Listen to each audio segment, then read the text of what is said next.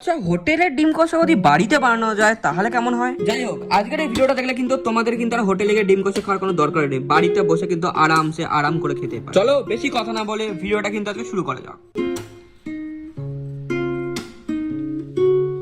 প্রথমে একটা পাত্রে গরম জল করার জন্য জল ঢেলে নেব আর জলটাকে গরম করতে বসিয়ে দেবো। ডিমটা বয়েল করার সময় হয় লবণ অথবা ভিনিগার অ্যাড করতে। এখানে কিন্তু আমরা আজকে ভিনিগার অ্যাড করে নেব। তারপর জলটা গরম হলে আমরা কিন্তু ডিমটা দিয়ে দেবো। আর ডিমের যে বয়েল হওয়ার টাইমিংটা সেটা হচ্ছে 12 মিনিট। ডিমটা 12 মিনিট ধরে সিদ্ধ হতে থাকুক। ডিমটা যতক্ষণ বয়েল হচ্ছে তার পাশাপাশি আর একটা পাত্র নেব, পাত্রে ঠান্ডা জল নিয়ে নেব আর সেই জলে আমরা ডিমটাকে দিয়ে দেবো। তাহলে কি হবে, ডিমের যে খোলসগুলো আছে খুব তাড়াতাড়ি বেরিয়ে আসবে। আর একটা পাত্র নিয়ে তাতে তেল গরম করতে দিয়ে দেবো। তেলটা গরম হলেই একে একে পেঁয়াজ, তারপর আদা এবং রসুন দিয়ে দেবো এবং টমেটোও দিয়ে দেবো। এরপর কিছুক্ষণ সতে করে নেবো যতক্ষণ না টমেটোর যে ওপরের চামড়াগুলো আছে, ওই যে সেলগুলো আছে, ততক্ষণ না খুলে আসছে।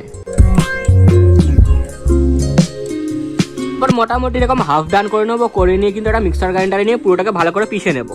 তারপর একটা পাত্রে তেল গরম করে নেবো আর ডিমগুলোর যে গা এরকম করে স্লাইস করে নেবো। এই গরম তেলের মধ্যে হলুদ, লঙ্কা গুঁড়ো এবং নুন একসঙ্গে দিয়ে তারপর ডিমগুলো এতে দিয়ে দেবো। ডিমগুলো দিয়ে একদম সঙ্গে সঙ্গে উল্টে পাল্টে এরকম করে নাড়াচাড়া করে নেবো যাতে একদম ভালো করে একটু গোল্ডেন রেডিশ কালার চলে আসে। একটা কড়াইতে তেল গরম করে তাদের একটু ইলাইচি আর জিরে একটু ভেজে নেব। তারপর যে গ্রেভির পেস্টটা আছে সেটাকে দিয়ে দেবো। তারপর কিছুক্ষণ নাড়াচাড়া করে তাতে একে একে তাতে হলুদ গুঁড়ো, লঙ্কা গুঁড়ো, কিছুটা গরম মশলা এবং ধনে গুঁড়ো দিয়ে দেবো। ততক্ষণ ওটাকে কষাবো যতক্ষণ মশলাটা পুরো গ্রেভির সাথে মিশে না যাচ্ছে। আর যখন দেখবো যে এটা হয়ে গেছে তখন এতে কিছুটা পরিমাণে জল অ্যাড করে একটু এটাকে পাতলা করে নেব। লবণটা আমরা নিজেদের টেস্ট অনুসারে ব্যবহার করবো। এতে যে ভাজা ডিমটা ছিল সেটাকে এই গ্রেভিতে দিয়ে 5 মিনিট উল্টা পাল্টে নাড়িয়ে নিলেই ব্যাস রেডি হোটেলের স্টাইলের ডিম কষা। এই রেসিপিটা আপনাদের কেমন লাগলো আমাকে কিন্তু জানাতে একদম ভুলবেন না। ভালো লাগলে চ্যানেলটাকে লাইক এবং সাবস্ক্রাইব এবং শেয়ার করতে ভুলবেন না। আর এই রেসিপিটা আপনি নিজে খান এবং পরিবার সকলকে খাওয়ান এবং আমাকে কমেন্টে নিশ্চয়ই জানাবেন যে আপনাদের খেয়ে কেমন লাগলো।